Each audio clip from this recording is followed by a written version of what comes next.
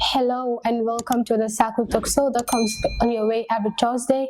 I am your host Khadija. With me in the studio, we have Mr. Sisaho from Gambia College School of Education. He is a PE major and then also he has passion for sport. Omar, welcome to the studio. Can you please tell us who you are, like much about yourself? Well, thank you for having me. My name is Omar Sissoko, as you said, students of Gambia College, now University of Education. That is going to be my bad. Exactly. So yeah, I'm actually majoring ACS and PE, and as he said, sport is one of the things that I love and I always want to be in. So I'm glad to be here today. Thank you for having me. You don't tell them that you are from a village of 5 houses. Please tell them, and you like food too. I wish you will once go to my village. If you go there, you will not want to come back. Honestly, I promise you that. The only thing that will keep me there is because of the milk and other stuff, you know. Come on. But I will not even quarrel about that or argue twice. Can you please tell us like what inspired you or motivated you to love sport or something like that, or your journey into sport? Well, it's just as I was telling you, being a footballer is one thing, and being a referee is also another thing. I have been a footballer, even though I was not a very good player, which led me to being a referee. Then 2015, 2014, I was playing for one of our areas, but I wasn't very good. So I decided to give up. I gave up, and then one of a friend called me and said, okay, why not you come around and then start calling our games? If you have test games and the likes, you call our games for me. So I buy the idea, and then I started doing that until I start developing and then start having the love for refereeing as well. So actually, this is how the journey starts. But as time goes on, so until 2018, 2017, the village team, if they have test games, they invite me because they already have belief in me that now he's doing well. So I started coming up and then officiating their games. If the village is playing against any team or any village, I will be the one officiating the game. So in 2020, I traveled to the Combos, and then I was training with the Gambian national referees, but unfortunately, they told me that I cannot join them directly and start officiating. I must be in one of the association, either West Coast, KM, or any other region. So one of a friend and a brother, very good guy, by my job, introduced me to West Coast, and he held my hand like his own child, and then took me to West Coast and tell the SG that this boy, I want you to register him under your region. And I was lucky to be registered in early 2021. So that's how the journey starts till date. Alhamdulillah, today I can be able to officiate games without any problems. Yeah. Wow, that is interesting. So like, your aim was to be a footballer. Exactly. You didn't succeed in that. Definitely. But you still didn't fail because being a referee is still part of sport. Exactly. But then now you're a good one at that. So congratulations there. Thank you. How do you maintain your physical fitness and mental sharpness for refereeing? Well, training is one of the things that I don't joke with. I don't joke with my training. Even though nowadays time is on, there is no way that I can be training and then going for games, unless if I go for morning training. And if I go for morning training also, I will not have much relaxing time, which is because sometimes we have games 3 and 5, or sometimes if you have game and then you want to go and train, sometimes it's not good, also good for your health. Yeah. So at the moment, I don't train regularly, but most of the time, if games reduces, I usually train from Monday to Thursday. That is obviously I must train. There is no reason that I will not train, whether it is in the morning or in the afternoon or even at night. I will train. So training is something that I don't joke with, because our job cannot be without training. Without training. Yeah, exactly. Then can you tell us about your pre-game preparations? Well, refereeing is something that not everybody can do it, to be honest with you. Everybody can be a referee, but not everyone can be a good referee. Let's take a good example of our own Papa Gassama. He is one of the best referees, not only in Africa, but in the world. So the preparation is very important, as you just said. Most of the time, I am an assistant referee. I am not a central referee, even though sometimes I took the whistle, but most of the time I work with the flag. But before our games, we have our discussion. We make sure we understand ourselves. We understand what we want from each other. So this is basically what we do. Preparation is obvious. Honestly, we prepare before the game, but our preparation based on who is officiating and who is assisting, and what the assistant wants and what the central referee wants in the game. So the preparation also is there for us to understand, or for us to make sure, even though it is obviously it doesn't happen, but we make sure players or teams do not see us as people that are against them. Of course, there is no game that I played without a team losing and they going peacefully. Very rare of them. You will see them, fighting, insulting, but that is normal in football nowadays.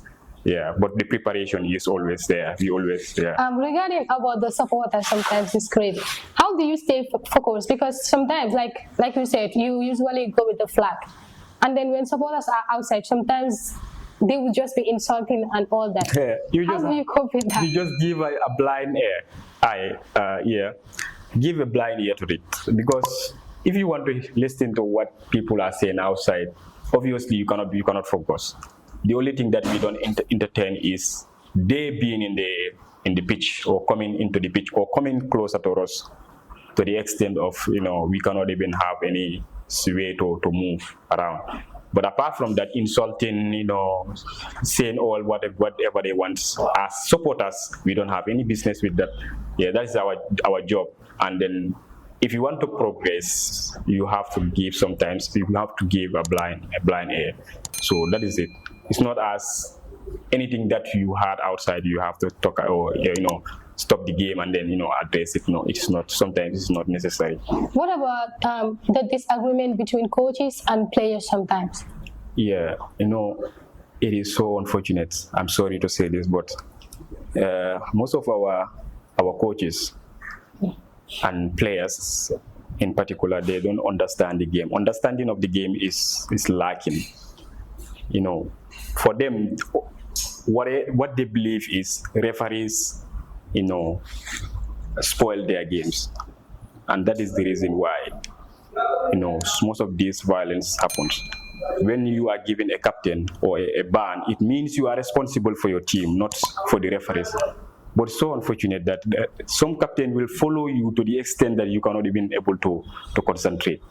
Meanwhile, the coaches, but all those ones are how to control in a way according to how the laws of the games stated it. So those ones are easier as far as the refereeing is concerned. Yeah. What is the most challenging game you have refereed before? And what was the stand? I can remember one of my games, third division qualifiers at West Coast here, and Brickham SSP. I will not mention the teams. You don't want to mention the teams, so you will not be flogged. Yeah. Not that is just something that I should not be doing. It was a very unorganized team, not teams but team, because this team lost 2-0 or 3-1. 3-1. They lost 3-1. That was 2022. They lost 3-1. So after the game, they attacked us. Okay, they attacked with the referees, and then we were rescued to one of the compounds nearest to the field. We were taken to the field, to the compound there, they followed us. They were standing at the gate saying that once we come out, they must, fight us. So we were there for about 3 hours. So, yeah, about 3 hours we were locked in that room until the teams decided to leave. That was the time we left. So what this game was one of the game I will never forget, no matter what. Yeah, because that day, stones rains, insults rains. Yeah, Efula. So you're scared of all that? No, there is almost no game that I played without a problem. But there are minor problems and major problems. This is one of the major problems I ever, encounter in refereeing. Yeah, so I just pray something similar never happen again. Yeah. Tell us about your security as referees. Security is, Gambia is hard. We understand that the Gambia is hard, and then sport in the Gambia is also not as other countries. So sometimes, we consider how crowded and how people's comes when it comes to the grounds. We also consider that, because sometimes you go to some grounds, they don't have problems. Okay, you can play a full game without any problems. But we don't need security in black or greens, like the police and the like. But in some grounds, obviously, you must have security. But anyway, it is not something that is a problem in the country here. Yeah, we sometimes have security, but sometimes also no security. But that will never stop us from having our games most of the times. Yeah. What advice do you have for the aspiring referees? Yeah, be focused and focus. Refereeing is all about focusing. It is all about being intelligent, understanding the game. You see, we have 17 laws of the games. Okay, law 1 to 17. Each of them is different from the other. But sometimes we don't always focus on the law of the game. We focus on understanding the area. Like, let's say my own village, Koina. If I go to Koina, the way I officiate game here, I cannot officiate game in Koina that way, because their understanding about games and the understanding of the people of combos is different. So understanding the game and then focusing is what makes you understand the game. If you don't focus, you will never understand the game. So I will advise referees or upcoming referees to focus. Of course, I have not been anything yet. I am just a regional referee, but I have a little experience, and that being the case, I will tell the upcoming referees to focus. Let them not see themselves big, no matter what. The laws is always ahead. We work according to the laws, not what you want. So focus is what. So the police is governing all of you. Exactly. Yeah, that is the law of the game, and the laws is renewed every year, or every year something is put into the law or removed from the law. So yeah, there is an organization who is responsible of that. How do you stay focused during matches? Yeah. To stay focused is one of the things is to make sure you don't listen to what is said outside. Preparation of the game starts from at home. Being a footballer, being a referee, or any other thing. If you want to do something, you have to prepare in advance. Okay, just be focused in that. Okay, today this is the game I have. When I was coming here, I told you I have a game. Throughout the night, it is in my mind that I have a game and I have to go and play my game, and I want to make sure this and this and that doesn't happen in my game. So actually, the focus is only starts from home. you make sure you put in your mind that, yeah, I am going to play games and I want to perform better than I did yesterday. So it's part of the pre-preparation. Exactly, yeah, it's part of it. So talking about issuing red card or yellow card, what do you consider? It depends. Every card has a reason. So what is the reason for yellow card? That's why I said it depends. So a yellow card can be unsporting. It can be what will I even say? And any other fouls. It can also be persistently persistently going against the referee's decisions, or it can be many things. Okay, it depends on the reason. But that's why any cards you give, you must write a reason below it. Like, let's say if I give you a card, I will say, okay, this is what Khadija did, and that was the reason why I gave her the card. Okay, the same thing goes to the red From card. here, we have to play football, so you can give me that card. No problem. I'm here with my cards. What about the red? Yes. Does it mean you are going to be suspended or what? Yes, that depends on the organizations of that